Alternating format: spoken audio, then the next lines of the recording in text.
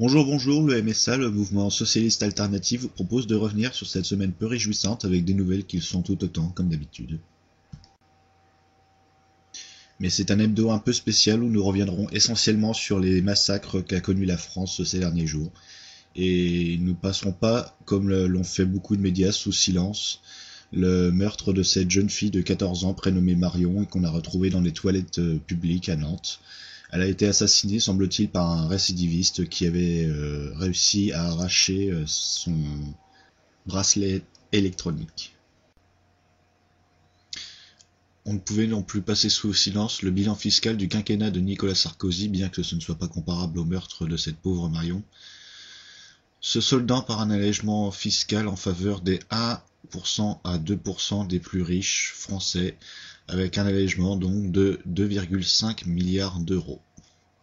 On comprend qu'ils en avaient bien besoin, les pauvres, quand on voit toute la misère qu'il y a en France. Venons-en donc à la série de meurtres qui a secoué la France cette semaine et qui sont aujourd'hui attribués à Mohamed Merah. Je ne conteste pas qu'il s'agisse d'une personne dangereuse, mais il semblerait qu'il n'ait pas été le seul responsable de tous ces meurtres, et qu'il n'est donc pas coupable de la totalité des faits qui lui sont reprochés. Loin de moi l'idée de chercher à défendre ce genre de fanatique, que je condamne fermement, je cherche avant tout à connaître la vérité.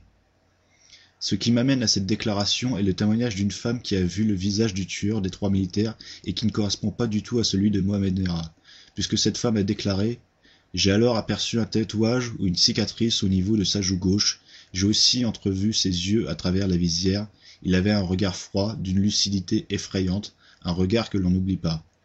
Et aussi, il était de taille moyenne, 1,70 m environ, et assez corpulent. Si ce n'est cette marque sur le visage, je n'ai vu d'autres signes distinctifs particuliers. » Outre ce témoignage, j'ai trouvé très surprenant que la police française ait pris tant de temps pour retrouver un homme de 23 ans qui roulait en scooter, alors que 2 motards auraient suffi à le rattraper. Lui qui était déjà connu des services de police, donc qui devait figurer parmi les suspects numéro 1 ayant laissé leur adresse IP sur le site Le Bon Coin.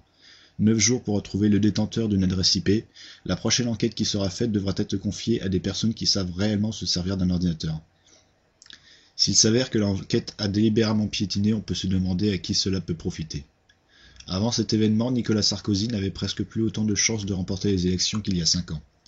Il avait déjà surfé sur la vague de la sécurité et la stigmatisation des étrangers, qui est évidemment le point fort de toute la droite. Il est donc sage de se demander si cette enquête n'a pas été freinée pour faire monter la peur parmi les Français, et que ceux-ci appellent d'eux-mêmes à davantage de lois sur la sécurité, même si cela entrave leur propre liberté. Mais il sera injuste de pointer du doigt notre président avec ce simple doute. Cependant, lorsque l'on cherche de ce côté-là, un nom apparaît parmi tant d'autres.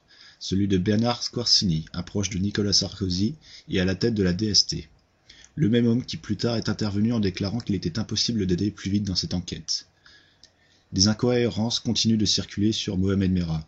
Si on peut douter qu'il soit le seul responsable de ces crimes, on peut aussi douter de ce qui a été dit sur son compte, puisqu'il aurait effectué un voyage en Afghanistan en 2004 afin d'être formé par des réseaux extrémistes. Il a aujourd'hui 23 ans, ce qui signifie qu'à cette époque, il aurait eu 14 ou 15 ans. On peut se demander également pourquoi les forces armées ont mis un temps infini pour donner l'assaut et pourquoi le suspect n'a pas été appréhendé au moyen de fléchettes et de gaz pour que justice soit réellement rendue. N'a-t-on pas fait de cet assaut un spectacle? N'est-il pas mort dans des conditions douteuses, puisque mort de 30 balles sur les 300 tirés, pour des personnes qui voulaient le prendre vivant, je trouve que les moyens utilisés sont un peu brusques. De mon avis, il reste des criminels en liberté, et certains dont le nom ont été évoqués se sont fait servir de cette histoire à des fins politiques. Je vous souhaite néanmoins une bonne fin de semaine, et je vous invite également à vous poser des questions et à ne pas croire tout ce qu'on vous dit simplement parce que ce sont les propos d'un gentilhomme en cravate derrière un écran. Vérifiez par vous-même ce qui vient d'être dit et tout ce qui vous est dit.